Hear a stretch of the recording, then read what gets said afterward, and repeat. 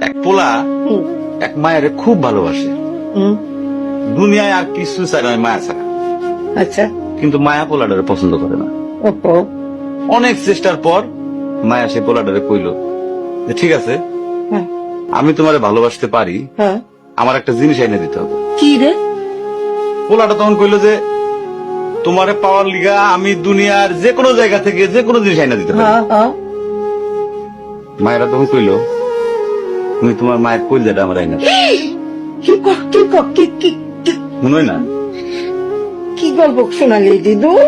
পোলা তখন দৌড়াইতে দৌড়াইতে তার মায়ের কাছে গেল, হ্যাঁ মারে যায় কইল হ্যাঁ মা আমি একটা মায়ের ভালোবাসছি, আমি তার ছাড়া বাঁচুনি, হ্যাঁ। কিন্তু ওই মায়া আমার একটা জিনিস নিয়ে যাইতে কইছে, সেটা হলো তোমার কলিজা। তুমি যদি তোমার কলিজাটা আমারে দাও, ওই মায়াটা কলিজাটা পাইলে আমার ভালোবাসবে। মা তখন কইল তুই আমার একমাত্র বুকের ধন, তোর সুখের জন্য আমি সবকিছু করতে পারবো। পরে মা বুকটা ফাইরা কলিজাটা বাইর করে পোলার হাতে দিল। আরে মা।